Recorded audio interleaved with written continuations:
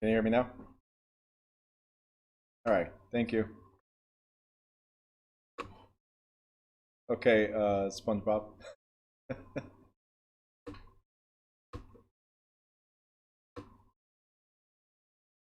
Guys, make sure you scan. Cameras on, please.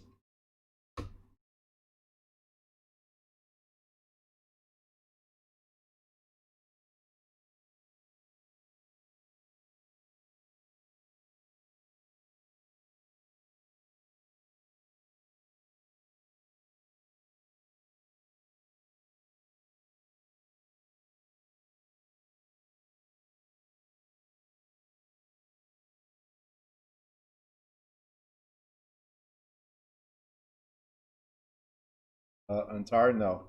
Still, for some reason you're not here. We're gonna have to figure that out.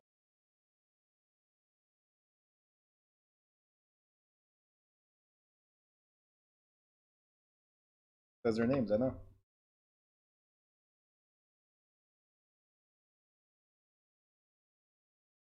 Hmm? No comment.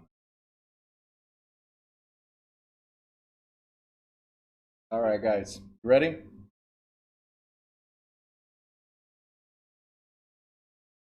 Chapter. Oh, there's still 2 people missing. Make sure you check in, please.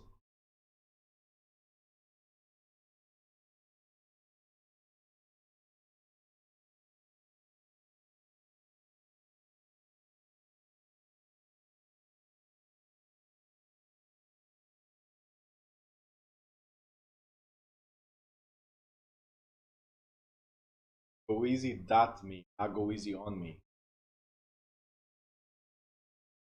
Terrible. Why would I go easy on you guys? Come on. Hey, Antar, you saw your name? Your name popped up, so I guess now you're in.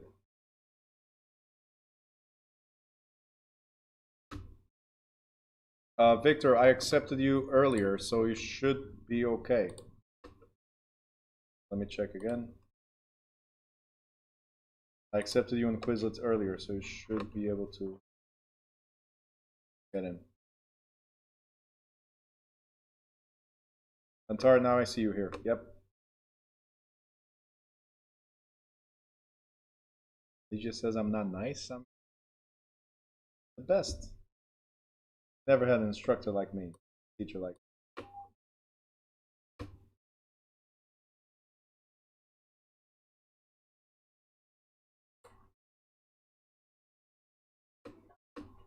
Yeah, by 8 o'clock we're done, yeah.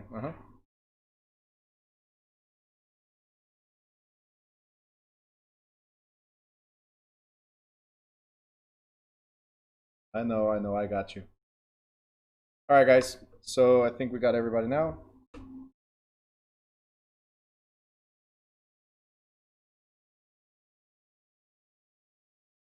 Niela keeps on unmuting herself. I don't know. You guys blocked and she seriously. Alright, let's go.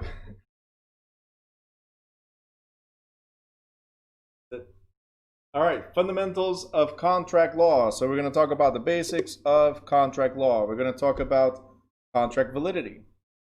Sanam, let me know you're there because you had asked me about contracts and I told you today we would start with that. Contract validity and enforceability, contract creation, classifications of contract, and contract termination. So,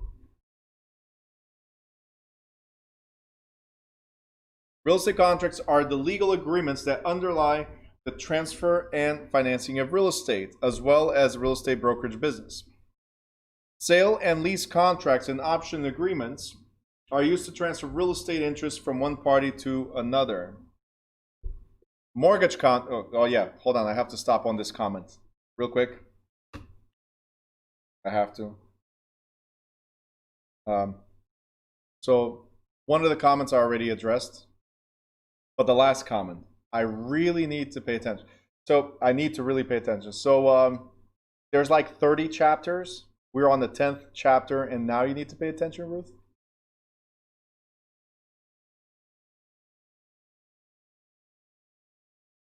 You see, Ligia, see how nice I am? Right? Very nice. I pick on people. All right, so back to this. And yes, contracts, guys. There's 14 questions in the New Jersey exam. There's 14 questions in the state exam regarding contracts. So yeah, pay attention. Ruth, don't be mad at me, okay? Okay. All right. You don't want to have a Virgo mad at a Virgo. That's really bad. So sale and lease contracts, right? Mortgage contracts and promissory agreements are part of financing real estate. Listing and representation contracts establish client relationships and provide compensation. In order to work with real estate contracts, it is imperative to first grasp the basic concepts that apply to all contracts in general. Right? You don't have to underline this. It's just a call to action. Says, hey, pay attention. Right? Like Ruth said before. And these concepts provide a foundation for understanding specific particular types of real estate contracts. So the contracts we're going to talk about today, or contract law, it's not just for real estate.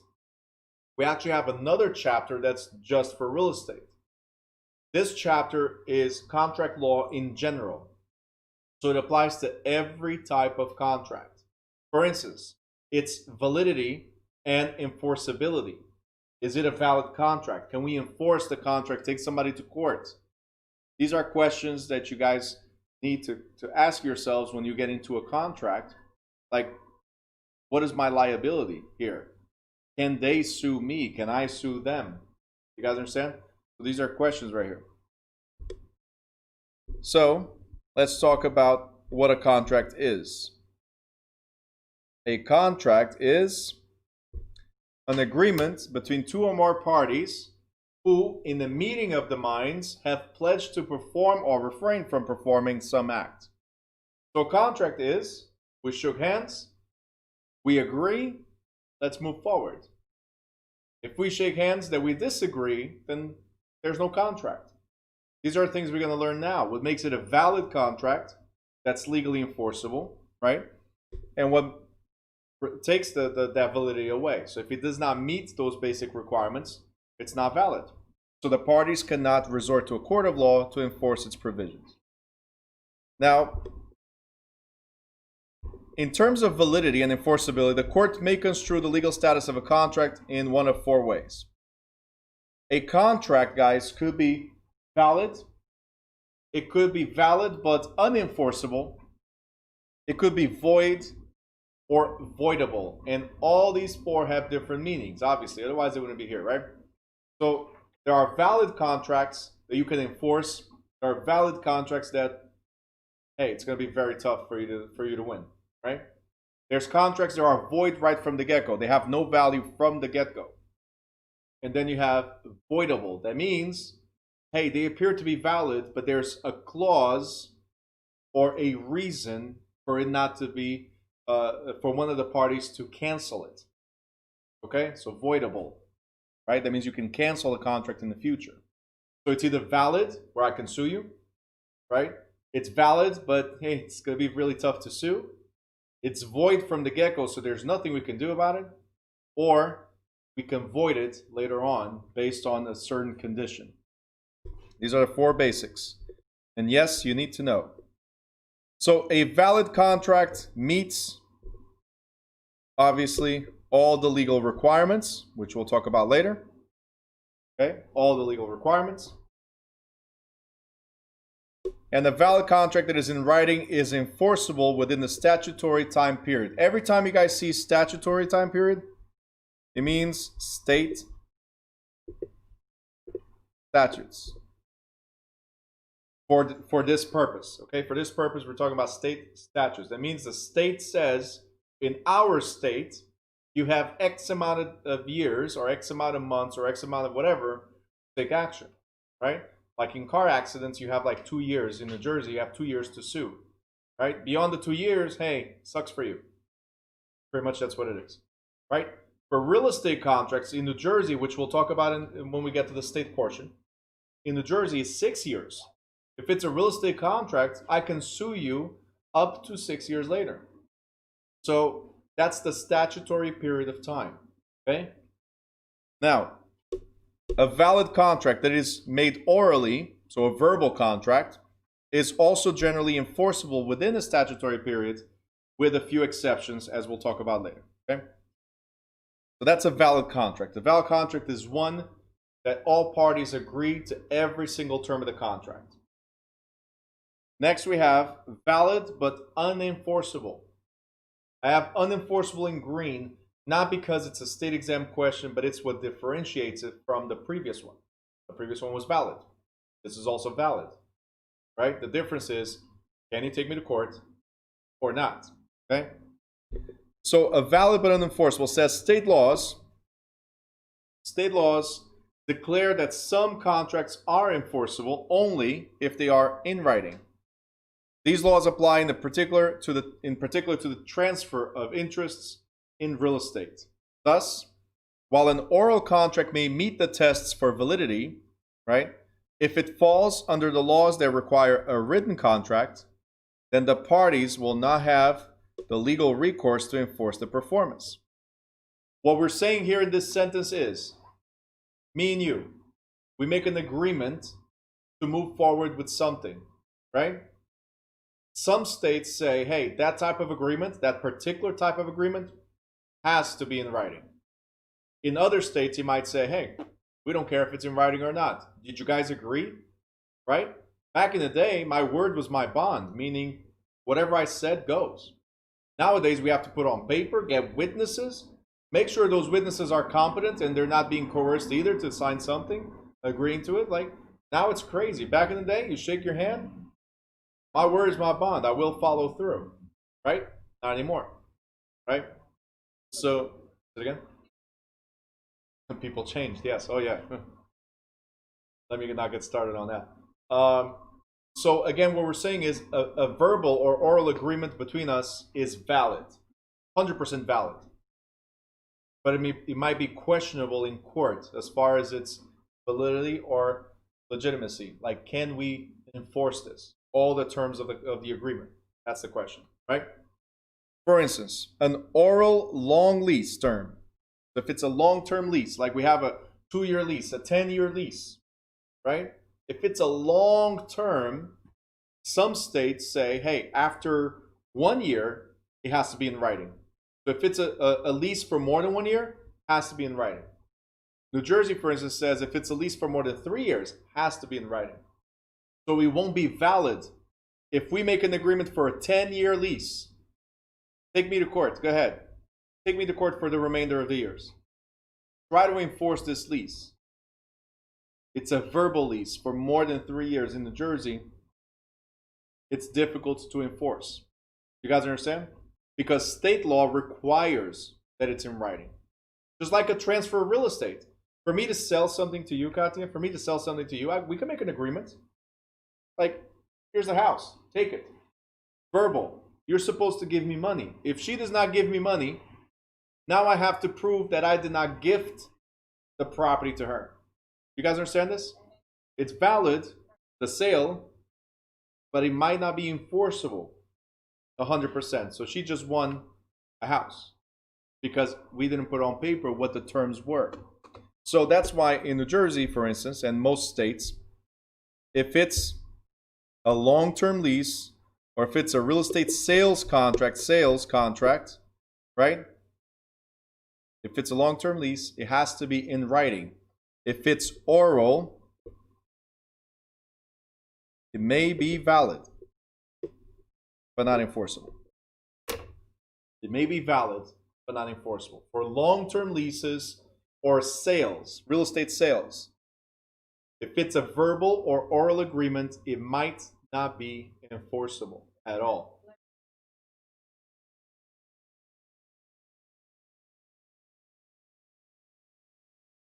Mm-hmm.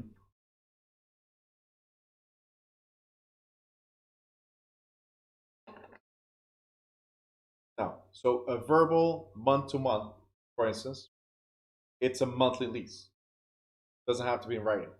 What I was saying is, hey, Katya, I'm going to rent this space to you for 10 years. I'm telling you up front that it's a 10-year. It's a very long-term lease. It's not you being here for 10 years. It's we said it up front, there was going to be 4 10 years. That's what makes it a long-term lease. Because otherwise, it's a month-to-month. Short term. Okay? You can accept it, makes it valid. But it does not make it enforceable. So if you leave tomorrow, if there's a 10-year lease that was verbal, and you leave tomorrow, can I go after you? It was not in writing, so I might not be able to. That's what we're saying. Can I kick you out? You cannot defend yourself. It was a verbal long-term lease. Got it? If it's a verbal long-term lease, it's not enforceable. Okay?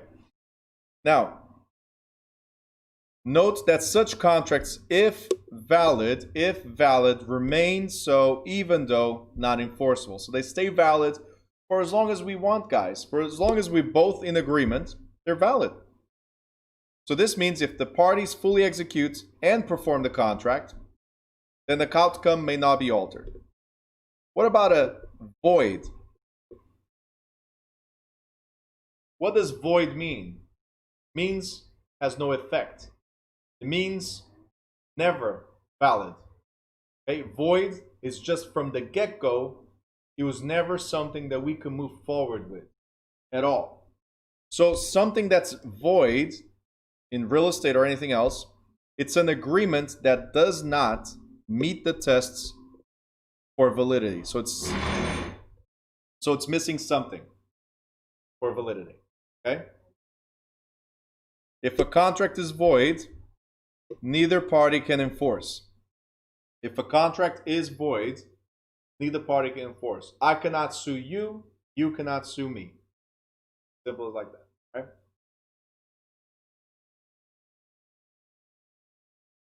If you have any questions, drop the questions now, okay?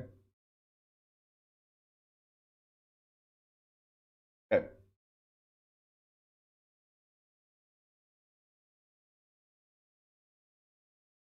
I got a silly question, Katya. You cannot see it. I think everybody else can see it. And YouTubers, you cannot see it either. But the silly question was, did they have contracts in dinosaur age? When did contracts start? Okay, so to address that, I think what you're asking is when they start being in writing. Because a contract is an agreement between two parties, period. So that means if there's two people that existed in the world, right?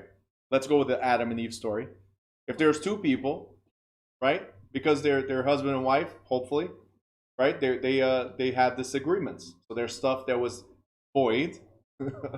There was some stuff between them that was valid and unenforceable, and then some stuff that was valid. So contracts have been existing from the beginning of times. What is a contract?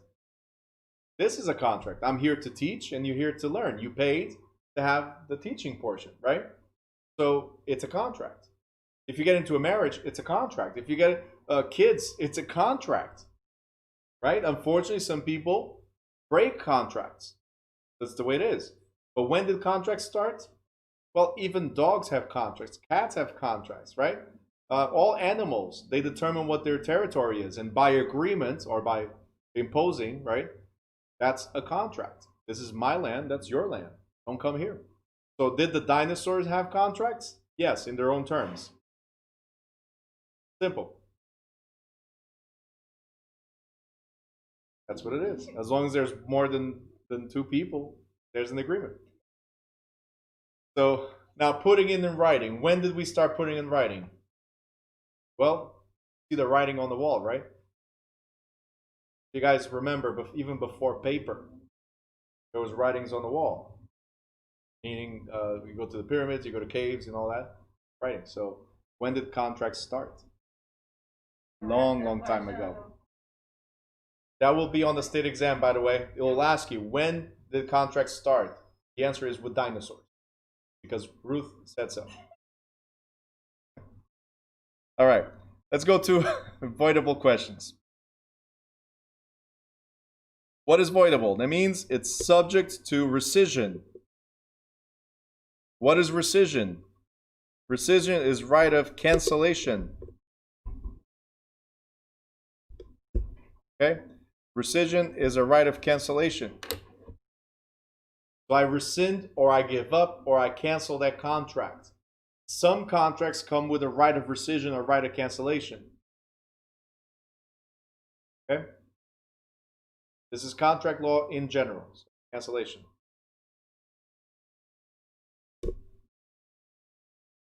Now, a voidable contract is one in which initially appears to be valid, but has a right of cancellation or is subject to cancellation. How do we cancel a contract? Well, if there's a party that acted under some kind of disability. So if you force me into something, right, under duress, right, for instance, if you force me into something, then is the contract valid? If you force me into it and then I looked at it like, hey, this is actually a good deal. I want to buy the house, right? You force me into it. Hey, you got to buy this house, right? And I see a lot of realtors that do this as an example, especially to family members. As soon as they become realtors, they shove properties down the family members' throats. Look, you got to buy a house. This is the house, right? The person might say, let's say it's your cousin, and they're going to say, I don't want to buy a house. I don't want to buy a house. No, you have to. This is such a great deal. You have to. And the person, no, I don't want to, right? And they're forced. And they get to a point where they actually sign the paperwork not wanting to. This is just a random example, okay? At the point where the cousin says, all right, I don't want to. You know what? I want to cancel the contract, right? Can the realtor in this example, the other cousin, the family member, can the realtor sue for compensation? No, because the realtor is the one that forced it. Only the party that has a disability that was being forced because, hey, you're the pro, not me, right? Only the one that was being forced or that was being deceived is the one that can cancel. That's the one that can cancel. Now, if the cousin goes like, well, that's, come to think of it, is actually a good deal, so I want to move forward. Now, neither one of them can cancel. All right? So, a voidable contract is one party had some type of disability, like seniors, people with some type of mental handicap, for instance, they're not of sound mind, or people being coerced or under duress. These people have a disability, so they can cancel the contract. Then we're both in agreement. It's not only about being healthy. You guys need to understand one thing. Sound mind is not being healthy only. Hold on. Sound mind is understanding the full terms and conditions of the contract. That's what sound mind is. If you're forcing me, hold on. If you're forcing me into something without me understanding, because I'm relying on you, you're the pro, right? You're telling me this is a great deal and I don't understand anything about it. And then it comes out that it's a bad deal, right? I'm the only one that has the right to sue. I'm the only one that has the right to cancel.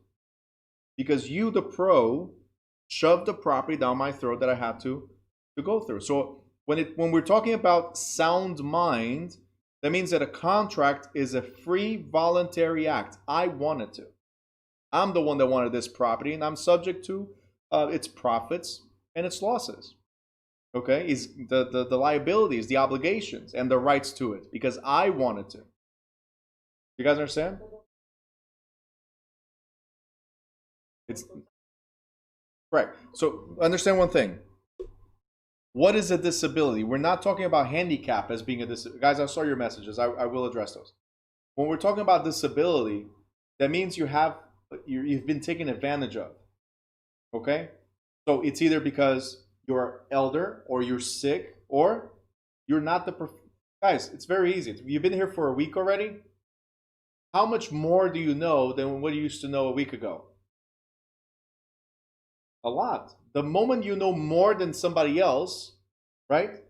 You are the professional. You have knowledge. You have actual knowledge, right? So the other party is the one that has the disability because they don't know. So disability is not just a physical or mental disability. It could be also not understanding something. So to answer these other questions here, How long you have to if you want to void the contract? Depends. If it's a minor, for instance, they have until about a year, let's say, depending on state law. Each state is different, but they have about a year of being of age to cancel the contract. So if I get into a property with my son, and my son turns 18 4 years later, because he's 14, he turns 18, he goes like, Dad, real estate is not for me. I don't want any part of it. Can I force him to keep his name on the deed? No. He has the right to get out, but there's a limited period of time. At the age of 19 and on, that's it. You're stuck with it. That's your property. You deal with it. Okay? So how long do you have to? It depends on the disability, right? You have, it's like a statute of limitations. You have up to X amount of time, reasonable time, to say, now I'm out, right? Simple. Now, to address the other question here, you cannot see it. The other question is, Calvin says, does that apply to mortgages as well? We're talking about contracts. We're talking about contracts. So contract law in general. If you are forced into a mortgage that you do not understand, right? If you are not 100%, look right here. If you're not 100% in mutual understanding, like, hey, I'm the one proposing the mortgage to you, you're the one receiving the mortgage. Do you have grounds to sue? The answer is yes. The other part of it now is, do you have proof? Is it hearsay? Right? Do you have witnesses? That's the other part of it, right? So can you sue? Technically, we can sue for anything. In the marriage, there's a lawsuit. It's called divorce, right? If you have a fry that's too hot, you can sue because it's understanding, common sense, that the fry should not be too hot. If it's coffee while you're driving, you still get to win a lawsuit because you spilled coffee that was too hot while driving and doing makeup. And no offense, ladies, it was just an example. But you're doing all these things while driving, but you still win the lawsuit because you got third-degree burns from a coffee that was too hot. Right? To me, that's the ridiculous part. Right? I understand the burns, but what caused that to happen was also reckless driving. But anyway, I don't know if you guys know that story, but the point is, you can sue for anything. Everything is an agreement or understanding. Mortgages, real estate, marriages, or you cannot sue for friendships maybe, but partnerships, leases, you bought something at a store, they don't want a refund. Well, here's the lawsuit because your ticket says I can refund. That's the agreement. Anything. This is general contract law. So all contracts, guys, all contracts are either, going back, either valid but unenforceable, void or voidable. Oh, you cannot see it. Hold on. Boom. So all contracts are either valid but unenforceable, void or voidable. This is general. Okay, Calvin? It applies to everything. If you have a ground to stand on, if you saw something that you did not understand and they sued you, or I'm sorry, they forced you into a contract, you can back out. As long as you can prove you had a disability. What is the disability? That I did not understand. I was not the professional. Right? Anyway.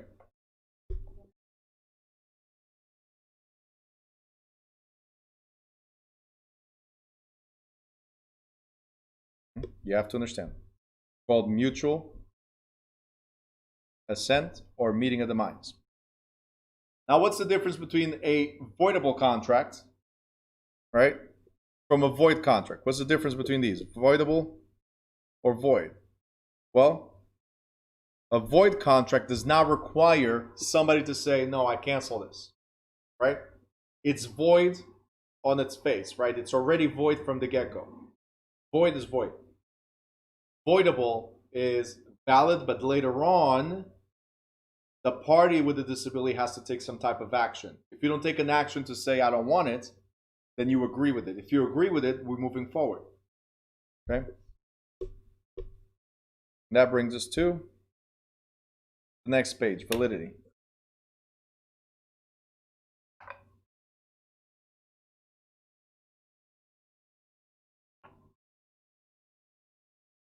Validity.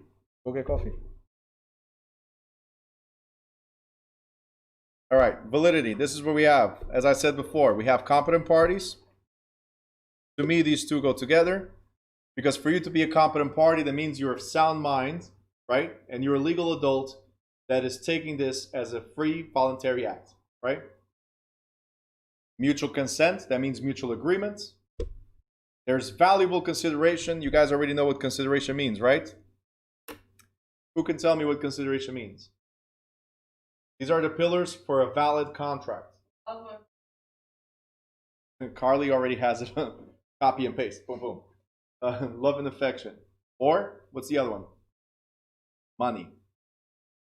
Right, so there has to be good or valuable consideration. That's what it means. And legal purpose. That means the reason for this contract is for something legal. So for instance, let me ask you guys, if I give you right now $1 million, pay attention. If I give you $1 million, who wants $1 million? They don't even know what it is for. Everybody's raising hands. Okay, got it. I'm giving you $1 million, guys. $1 million to sell Coke. No? Okay. Is it okay? We got one no. Who wants $1 million to sell Coke? Chaz is like, well. Anybody? $1 million to sell Coke. Raise your hand. No? One person? Calvin was like, hey, I'm down with whatever. Give me the money. And Jaquan is like, yep, come on. No? No? You sure? No. All right, some of you know exactly what it is. I'm talking about Coke. Cola. Coca-Cola. You guys, I don't know what, yeah, red can Coke, yes. All right, Coca-Cola, guys, come on. Really? Why would I offer for you guys to sell the other type of Coke? I don't know where your minds were, but, you know. Oh, because you don't drink soda, you didn't think about Coke. Okay. By the way, just out of a social experiment, because I do this in a lot of classes, which one of you, just put a 1 on the chat if when you go to the restaurant or whatever you go, you order, don't answer yet, you order Coca-Cola instead of Coke. Which one of you goes to the restaurant and goes like, I want a Coca-Cola? Just drop a 1, a number 1 if you do that. Like we're in Newark. Yeah. Chris says trash. Right? Joy says 1. Okay. Not many, huh? Who says Coke? Type a number 2 if you say Coke. Number 2 if you say Coke. The majority. There you go. Ingrid says don't drink sodas. Pepsi. Vodka Club. Water Crew. There you go. Seltzer. All right. Healthy people. Okay. All right. Tati, I love you right now. Look at that. Wine. Yes. All right. The point was not to figure out who drinks Coke or not. Grog. There you go. Ligia, even better. We just got there. There you go. And Chrissy says it's Friday. We're almost done, so you guys can go have your, yeah. And Ligia, a lot of it at New Year's. A lot of it.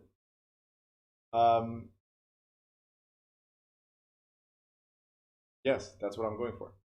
So the difference is, if you guys realize, a lot of you stopped right away like, I don't want the Coke, right? I don't want it.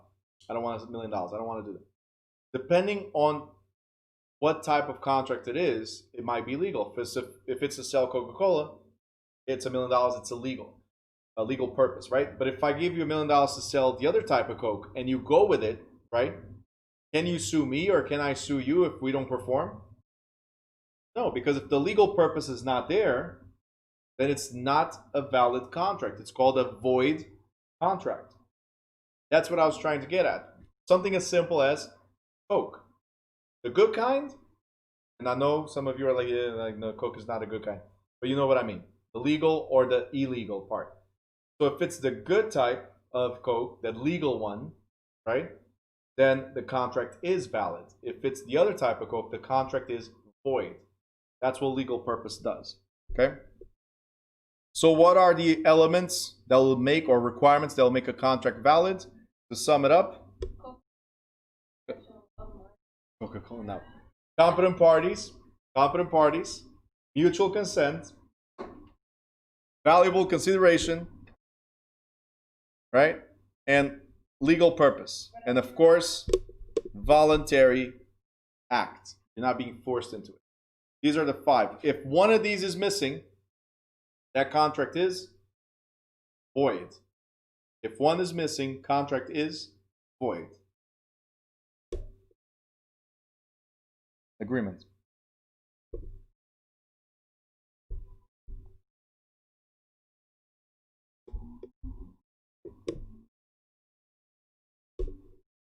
Also called meeting of the minds.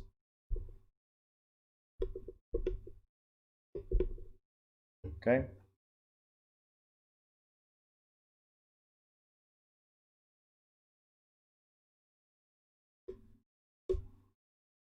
All right, so already covered this.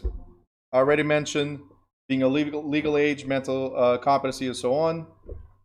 And look, depending on state law, a contract involving a minor may, it's not guaranteed, may be void or voidable. So a lot of people say, well, a minor cannot get involved in a contract. Well, it depends on the type of contract, and it depends what the state law says. It all depends. Every state is different. So you could be a minor and get into real estate, right? Some states will tell you that as long as you're married, underage but married, you act as an adult. Therefore, every contract is valid from there on. So if you're emancipated, like if you're 16 years old and you get your parents to sign a paper that says, please get out of the house, don't come back, then you're emancipated, you're an adult, and you answer all actions as an adult. So all state laws have something that refers to minors getting into a contract somehow. All right, Ingrid, so if you offer someone a contract for a job or a house way below market value, could it be void? Why? Why would you, I'm trying to go by your question. So you said, if you offer someone a contract for a job or a house way below market value, could it be void? I think the question is, does the other party understand that the contract is, or the house is way below market value? It's all a matter of understanding, right? What are you charging for it? There's a lot of questions here, right? So it's not a straightforward answer on this one. Because for me, get me all the houses, or the cheapest houses. Get me all the houses that have issues. We'll try to fix it. We'll talk about that later also. So now if you're selling the house for $300,000, the house is worth $100,000, right? Unless you told me, Bruno, right? You're buying for $100,000, I mean, for $300,000, a house that's worth $100,000, and I'm like, I don't care. I don't mind taking the loss. I actually need to take the loss for IRS purposes. Let's do it. Huh? No. We went into agreement. I need to have a loss this year, or this quarter, or whatever it is. There's a lot of businesses that go that do things for the purpose of losses, or create a new business for purpose of loss, right? Tax purposes. So yes. So Janice goes like, always disclose. The key is disclosure. Are we agreeing to this? That the house I'm buying is for $300,000, but it's worth $100,000, right? I'll even tell you right now, a couple of years ago in Jersey City and Brooklyn and so on, there's people knocking on doors on the brownstones. The brownstones were worth $200,000 as an example, or $300,000 as an example. But these people knocking on doors were offering $300,000, $400,000, and $500,000. Why? Because they knew about the Barclays Center. You guys remember the master plan? Okay, so they knew what was going to happen, and they knew that those $250,000 houses 10 years later would be worth $1.2 million, $1.5 million. Some of them right now almost at $2 million. That's the increase that they had in their investment. So if I pay $500,000 for something that's worth $250 right now, but I'm investing based on the future, right? Hey, if I lose, I lost the 300, it's okay. But if I win, I bought for 500, it's worth 2 million 10 years later. You see what I'm saying?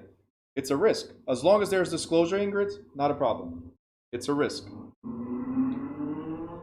Tatiana, as far as minors, yes, I'll talk about it in state portion.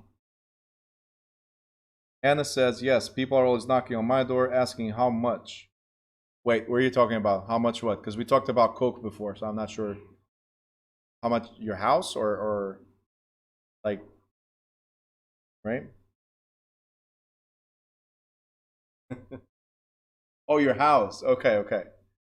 Like imagine people knocking on the door like how much? How much? Come on, come on. Chaz says, you're in Newark? Yeah. Okay, me too. Right around the corner. Tati says, this happened at Mulberry Street. Yep. When Prudential was in project, yeah. This happened in Harrison. Happened in Jersey City. Yep. Anyway, so there has to be disclosure. There has to be mutual agreements.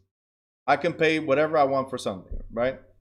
Government contracts, as an example. Government contracts. Did you guys know? I don't have a mask here. But did you guys know that the masks, for instance, they're like $1 something to make, the ones that the government is using, but they made a contract of almost $3, right? So they're buying at $3 and then distributing to the states at ridiculous prices. So yeah, the government is willing to pay, the federal government willing to pay $3 for something that's worth $1. They're okay with it. Are you okay with it? Because it's your money, just saying. All right, next. Mutual consent, that's what we just talked about. Meeting of the minds, agreement. This is very, very important. We just said as long as it's agreed between all the parties as a free voluntary act. So I know that your house has mold. You cannot hide it from me. All right? If you hide it from me and I buy the house, was it a mutual consent? No, because I was not aware of something. Right? Valuable consideration, you guys already know, it's the love and affection or something of tangible value. Right? So we good? All right. We covered all this. This is fast because we already covered it, right? Legal purpose, you guys already know. You can write here if you want as a reminder. Coke. As a reminder, just write Coke. That's it. Okay. Why are you shaking your head? It's a reminder. That's why I tell stories. That's why I joke around. Jaquan is like, oh. Now Coke is no longer legal because Bruno said. And you have the voluntary good faith act. It has to be voluntary good faith act. So we got that covered.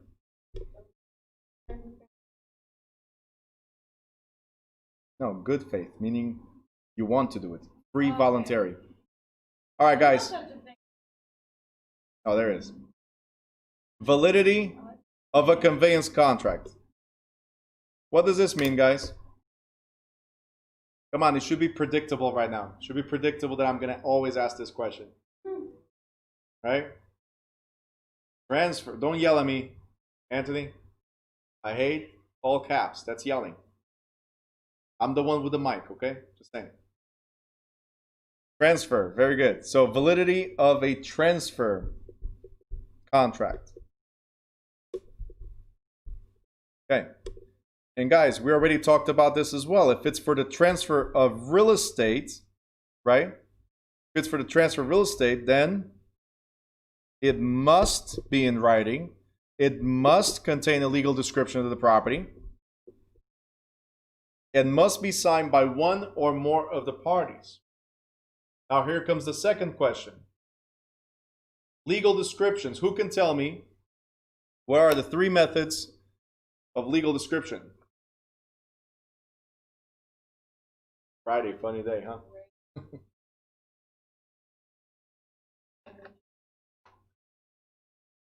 Legal description of property. Legal description of property. I'm still waiting, Anthony. You said here comes the second answer. Still waiting. Go ahead. We just had a whole chapter about it. Wafa has. Are you from Brooklyn, Wafa? Instead of a Brooklyn Bounce, she wrote Meets Bounce. Meets and Bounds, Lot and Block, and the Government Survey. Yes, Meets and Bounds, Lot and Block, and Government Survey. It's the little squares that we were drawing before. Yes. All right.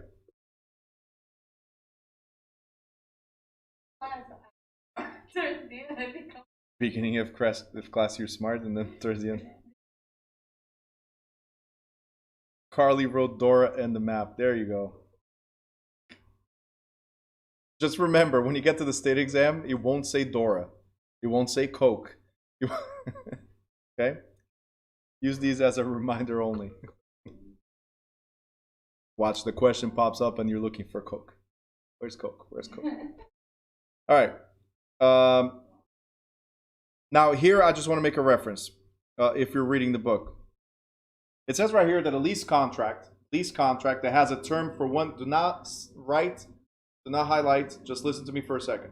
If it says right here that a lease, if it's for a term of 1 year or more, I already covered this, right? 1 year or more is the generally accepted across the United States in the standards of, or uniform standards of Landlord Tenancy Act, right? 1 year or more must be in writing. If it's 1 year or less, it could be verbal, right? But depends on the states, right? So some states have a requirement of a longer period of time, like Jersey is 3 years, as an example. All right? So here, just note that we're still in the national portion of this book. We're in the national portion of this book. Okay. Next thing is enforcement limitations. What does this mean? Enforcement limitations.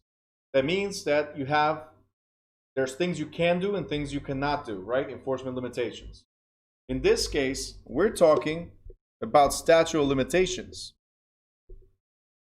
Statute of limitations restricts the time period, right, for you to have the right to rescind or disaffirm a contract. Okay? What I want to say, guys, is that I don't have much highlighted here because I want to get to the state portion of contracts. I see you. All right, so Melissa just said bye to you guys. Not to me, but it's okay. She just said, yep, not to you. You're fired before getting hired. These students, like... You give them a little bit of freedom and that's it. Disrespect. All right, the next limitation is statute of frauds. So statute of frauds requires that certain contracts must be in writing to be enforceable. We already covered this, right? And the next page, we have contract creation. The page number? On page 133, we have contract creation. All right. The first thing we have is offer and acceptance. What does this mean? Offer and acceptance, guys. Anybody? Okay. What we talked about earlier already in this chapter, not a previous chapter. We talked about early in this chapter about offer and acceptance. We just called it something else. Jess says, I offer, you accept, we good. Not like that. Oh, another one, Ruth, I offer, you accept. Do you guys think it's like that? You just offer and I have to accept it? It doesn't work like that. Zakia and Janice, very good. Meeting of minds, also called mutual consent. So yes, if I offer and you accept, we good. Right, Chaz? If I offer, you accept, we good. If you don't accept, then there's an offer, no acceptance, void. But there's something called counteroffer. You ever heard of counteroffer? Okay, I'm going real quick on this one because under the table. I don't think all counteroffers happen under the table. Anyway, I'm gonna keep it clean because it's Friday. People have families to go to after this. So reverse. We're not playing Uno, Chrissy. Reverse, what do you mean? Anyway, what is a counteroffer? Well, I made an offer. Let's say here, I made an offer of $200,000, but you have to include. Okay, but it has to include the drapes. Okay, so we're gonna call it simply curtains. So I'm saying, I really like your house. I'll give you the $200,000 you want, but you have to include the drapes, right? And the seller says, listen, I like your $200,000. I appreciate that, but no drapes. So the offeror, which is usually the buyer, makes an offer, right? And the seller says, no. 200, no drapes. Okay?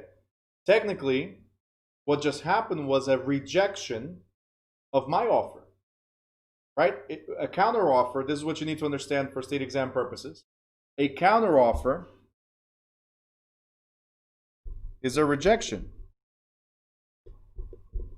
Okay? So counteroffer is a rejection of the original offer. So the moment the seller said, Bruno, I'll take your 200, but I won't give you my drapes. The moment that happened, they rejected my offer. I'm like, okay, no drapes, no problem. My offer is $199. That's it. What did I just do? I rejected their offer. Very good. So the moment we go with this back and forth, hey, this is what I offer. And you go like, hey, I don't want that, but I want this. That's called a counter offer. So you're rejecting, huh? All right, so let's focus here. So rejection, this is something you have to remember. If we're not in agreement, then we reject it. So here's my question. Let's ignore this one. If the seller said, and pay attention, because this might be a question very similar in the state exam, the drapes.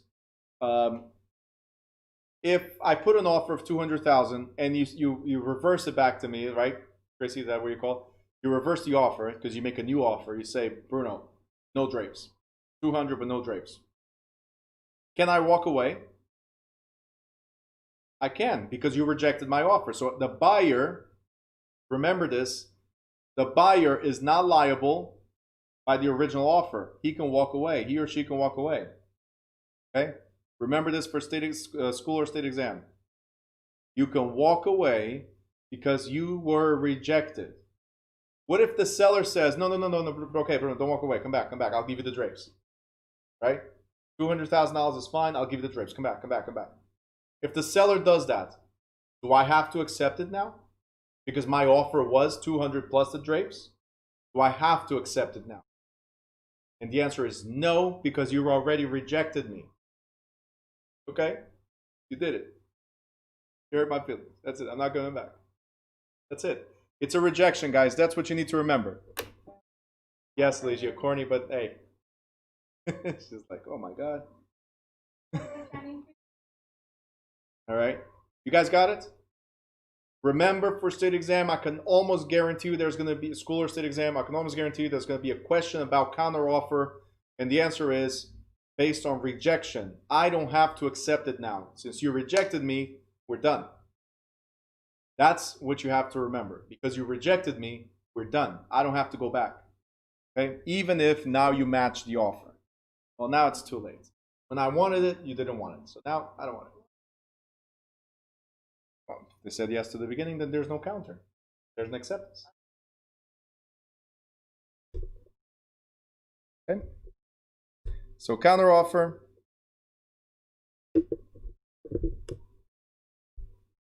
rejection. Okay. Counteroffer, rejection.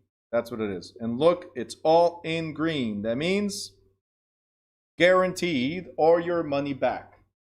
There's going to be a potential question in the school or state exam. Guaranteed or your money back. Okay?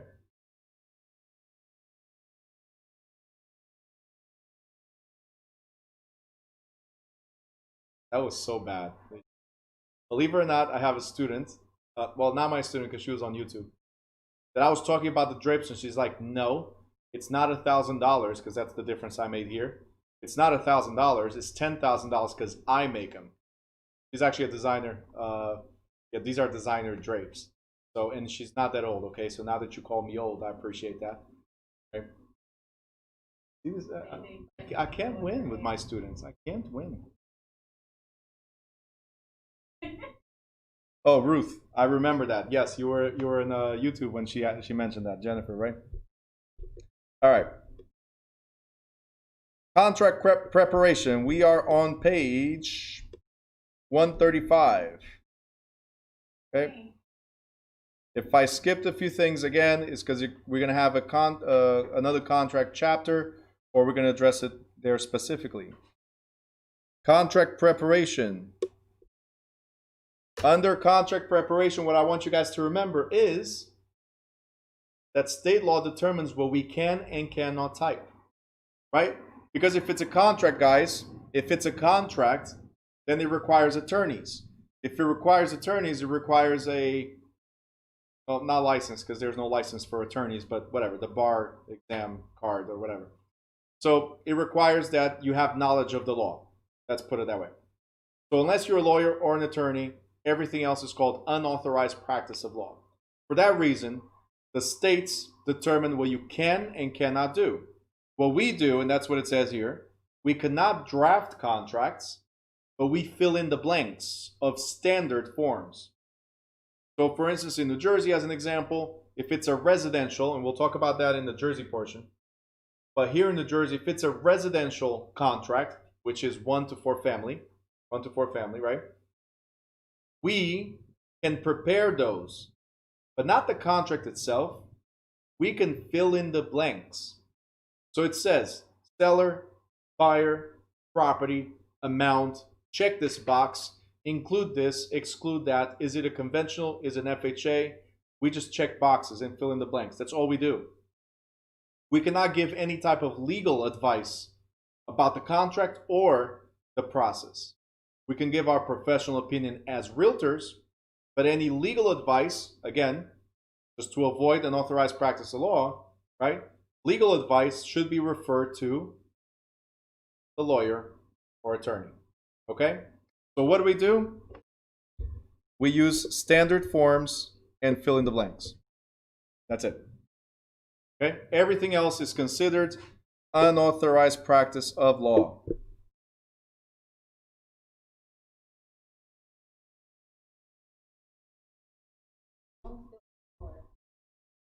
That's it. Don't give opinions. All right. The next thing we have is classifications of contracts. We have oral versus written contracts, and this you guys know. Oral versus written contracts, right?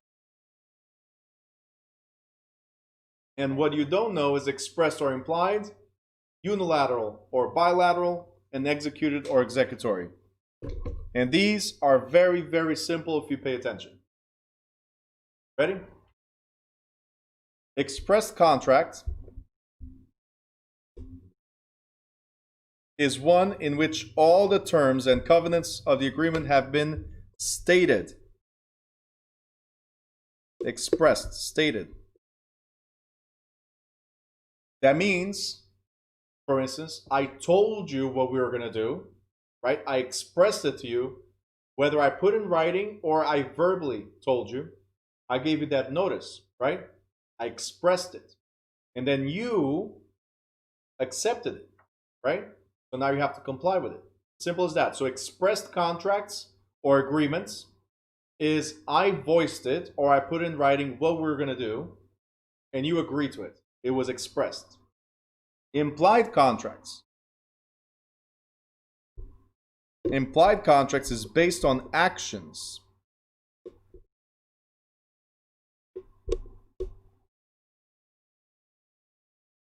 Actions.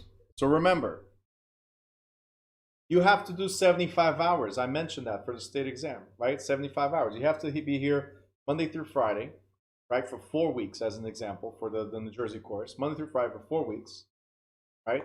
And it's from for 4 hours, from 5:30 to 9:30, or from 10 a.m. to 2 p.m., depending on what class you're taking, right? So that's stated, that's expressed, right? I also told you have to complete at least 90% of the course. That's expressed. Let's figure out what's implied about our agreement. You know how I always get away from our agreement? I'm always breaking our agreement. You know why? Because you break it most of the times. Because what's implied is that while you're here, right, you come on time, you're paying attention, you study later, right? You are ultimately focused in what you're doing. Because my job, I'm doing it. I'm giving information to you, and I'm here every time. Does that make sense? But what's implied is that you also have to take certain actions in order to pass. It's not just being here, because that was expressed. It's actually the paying attention. You guys understand? So, expressed is me telling you. Implied is actions that you should take, or it's suggested that that type of contract implies, right? That you have to or should, right? Jaquanda wrote, like telling somebody you'll hold a product, so they hold it with the expectations of you actually buying. Are we still on Coke? No? I don't know. Like, you hold a product. Here comes the cops. I know what you're saying. If you're at a store and somebody says, hey, this is really nice, check it out, right? Give it to their hand, right? Then all of a sudden, right before they leave, they'd be like, nah, here. Or going to a restaurant. Go to a restaurant. When you sit down, unless it's McDonald's or anything like that that you prepay, when you sit down, it is implied that at the end you're supposed to do what? Pay. It's implied. It doesn't say anywhere there in the menu that says, if you pick this item, you must pay. It doesn't say anywhere. But it's implied that you have to.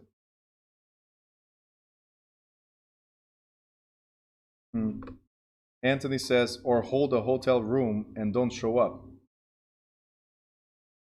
Hold, so you never paid for it. Yes. It's implied somebody would. Ruth says, implied for us to study. Yep. All right, guys, so we're good with implied. We're good with expressed. Let's go to bilateral versus unilateral. Lateral means side. Okay? If it's bilateral, means two-sided. If it's unilateral, means one. Okay? So what we're saying is there's bilateral agreements or contracts, and there's unilateral agreements or contracts. All it means is, do both parties need to take action, or only one party must take action? Okay? So if it's a one-party contract, usually what we do is, hey, if you do that, then I'll do this. Like, I'll take action if you take action, right? A bilateral agreement is both of us agreeing that we're going to do something, right? So let's go over these options real quick. Bilateral is one in which both parties promise to perform, right? So both parties, as an example right here, it says the broker in the listing promises to exercise due diligence and the efforts in selling a property, and the seller promises to compensate the broker when and if the property sells. So there's two promises here, right? In a unilateral contract, only one party promises to do something, provided that the other party does something. Okay? For instance, an option to buy. So a lease with option. Question. Does anybody have a leased car? Leased car. We got 1, 2, 3, 4, 5, 6. Okay. My question to you guys is, if you have a leased car, did they give you an option to buy later on? Oh, it is in the contract. Did you raise your hand if you have an option to buy the contract at the end? There you go. So my question is, do you have to buy it? You don't. You have an option. That's why it's called an option. But when the lease ends, if you show up at the dealer and say, hey, dealer, I like the car, I want to buy it. Can the dealer say no? The answer is no, because this was a unilateral agreement. I don't have to do anything, but if I do, you have to comply. It's a one-party agreement. A two-party agreement, both of us have to do something, right? You have to sell and I have to buy. That's a two-party agreement, okay? One party is, I'll do it if you do it. So the seller has to sell if the buyer buys. Ruth, yes, like an insurance contract. It's called a contract of adhesion, right? So in the contract of adhesion means the insurance will cover you if there's an accident. If there's no accident, they don't have to pay anything, but if there's an accident, they must pay. Yep. Chaz, could it be like, I'll buy your property if you fix the roof? So that's a little different. So let's put it this way. When we put a contract that says the condition is the roof, right? That says that you already have intentions of buying. So what the roof did here is called a contingency. Just like I'll buy your property if I get approved for a mortgage. I'll buy your property if the inspection is favorable. See, I'm promising to buy and you're promising to sell. The if there is a contingency or a condition to the purchase. Where in the lease is different. In the lease is like, hey, we'll see you later. I don't know if I'll buy it. Right? I'm not promising you anything. I want to have the option, but I'm not promising anything. You see what I'm saying? There's a difference here. Okay? All right, next you have executed and executory. Counteroffer? Well, yeah, so counteroffer until it's accepted. It's still a contract with it's an offer with a condition. Until it's accepted, it's nothing actually. It's not an agreement anywhere. So what Ligia is saying is that hey, if you fix the roof, like a counteroffer. All right, executed versus executory. Executed means finished. Okay? Or concluded. Whatever way you want to look at it. Executory means pending actions. Okay. So what's the difference between an executory contract and an executed contract? Let's do it like this. I'm going to put an offer. Chaz, focus. We're going back to the roof. Okay. So I'm going to put an offer on your property as long as you fix the roof. That's a condition with the offer. You accepted the offer. Okay? So we're right here. And this is offer. A couple days later, you accepted the offer. So we're now under contract. Because you accepted it. So until you accepted it, offer is an offer. That has no validity. It's not an agreement. It's not enforceable. It's nothing. Just an offer, right? The moment you accept it, we're under contract. From contract till closing, from contract to closing, there's inspections, right? There's appraisal. There's the mortgage approval. There's the title. There's things that have to be done along the way, okay? So during this period of time, it's pending actions. So this is executory. Good so far? Once we get to the closing table and we close, well, executed. We closed. We finished. Simple as that. So when you see executed, it's done. Like back in the day, off with a head, executed, done. closed. Okay? If it's executory, and no, Ligia, I'm not that old to that I remember the off with the head. Okay? I watch movies too. But executed means done. Executory, it's something is pending. Again, whether it's the mortgage approval, it's the inspections, it's the appraisal, it's the whatever we agree to be pending. Okay, until we close. Outlander, there you go. In the end, there can only be one. But you guys got it? Executed, executory. Give me a thumbs up if you're good. All right, love the thumbs up. Can you walk away in the process? Okay, so Tati, you can only walk away if one of these defaults. So if you cannot get approved for a mortgage, you can walk away. If you cannot, because those are conditions. If the seller decides not to fix the roof, the buyer can walk away, or the buyer can sue. There's consequences. If you don't get approved for a mortgage because it was a condition, no consequence. If it was because the buyer did something not to get approved for the mortgage, then there might be consequence. You have to understand, here both parties are promising to do positive things, right? If you do something that endangers the results of any of these along the way, like the appraisal, like you destroy the property, so it reduces the appraisal value. The buyer changes jobs or uses credit cards like crazy, and that's it, no longer approved, right? Then there might be penalties because it was the principal default. It was the seller or the buyer that defaulted. If you lose your job, now the question is, did you quit? Or were you laid off? There's always something that could bring you back to liability, right? The majority of the times, no. Losing your job is not something that's actionable against you.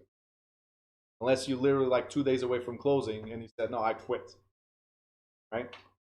So no. Usually no. All right. Contract termination. This is very quickly. How do we finish or terminate the contract? Hopefully, this is the reason you finished the contract. You performed the terms of the contract. That means there was a closing, and that means everybody made what? Money. Okay? That's it.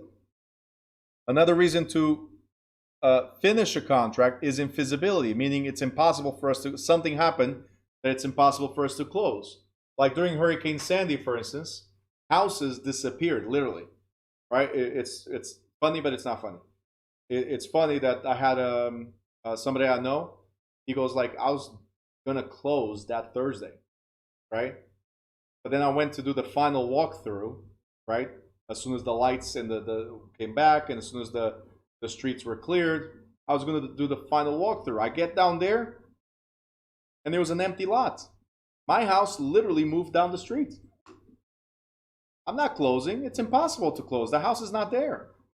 Right? You guys understand? So infeasibility means we cannot close. We cannot perform. As an example. We can do the, if it's mutual agreement, we can cancel the contract. Because the seller and the buyer said, you know what? No, I'm not going to sell it to you, and you don't want to buy this house. We agree to it. Whatever situation might be. Then we have something called a cooling off period. We're going to talk about this in the state portion. We're going to talk about it because every state has their own rule. State of New Jersey, the cooling off period is 3 business days. Don't write it down, but it means, what is cooling off? It's like, hey, I just got into this contract, right? I love the house, but I was not thinking straight, so I got into the contract and that's it. But let me look around again. Let me look at the contract. Let me think about things over. Well, during the 3 business days, that's the cooling off, is when your mind cools off about the decision you've made. Within the 3 business days, you can dispute the contract or walk away from the contract without any liability. After the cooling off period ends, when the cooling off period ends, after that, that's it. You're bound by the contract. All right. So if I told you, like, if you guys read the agreement you guys signed, it says that you have until 3 business days before the class starts. You have until 3 business days before the class starts to cancel and get a refund.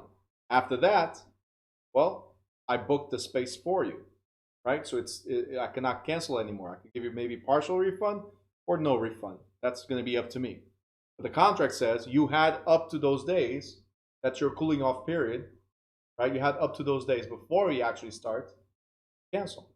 All right. So cooling off period is literally in case you change your mind. Okay. So change your mind. So you can write in case if you want. In case you change your mind. What? Rescission is cancellation. Okay? In case you change your mind. That's the cooling off period.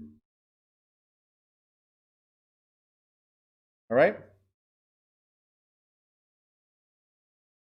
And next page we have, again, we'll talk about everything else again in real estate contracts next week. Next page we have breach of contract. Who can tell me what's a breach of contract? Anybody? Breach of contract.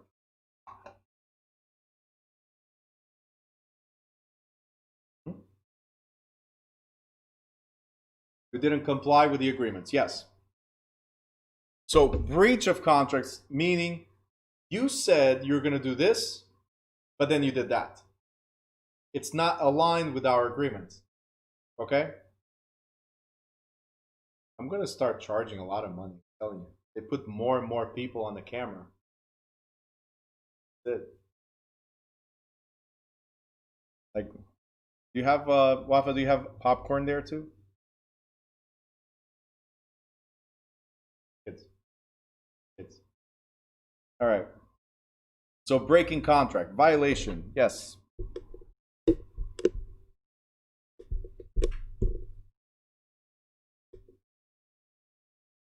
Violation. So if you're in violation, then you are in default because you failed to perform something. You are in default. Okay. So the damaged party. Let's say I'm the buyer, you're the seller, right? If I decide a month later, we're like a month away from closing and a month from the offer, right? I put the offer a month later, I say, I don't feel like buying anymore. Who's the damaged party here? The seller. So the seller has a right to do what? He has a right to say, yep, okay, let's cancel this contract, rescission, right? Forfeit the contract. But I can also have the right to sue for damages or the right to sue for specific performance. Okay? Guys, suing for specific performance. This is the one you need to remember. Suing for specific performance means, for instance, force to sell. As an example, right? So if the seller says, I'm not selling anymore, the buyer can sue the seller to actually complete the transaction. Yes, you are selling to me. If the buyer says, well, I'm not buying anymore, the seller can sue the buyer and force the buyer to actually buy, right? Or if not, I'm going to look for damages, meaning compensation, financial compensation.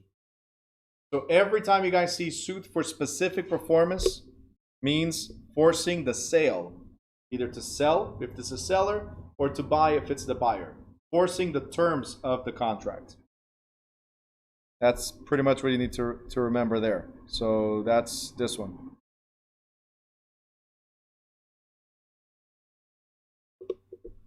Okay. Ruth, that's different. If you don't qualify for a mortgage, as long as it wasn't you, the one that caused yourself not to qualify, then it should be good. But if you don't qualify for a mortgage, when you started the transaction, you already told them, I'll buy your house if I get approved for the mortgage.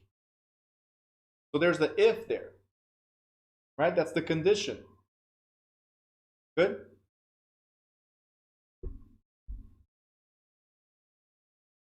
Any questions, guys? Type number 2 if you don't have any questions. Number 2 if you don't have questions.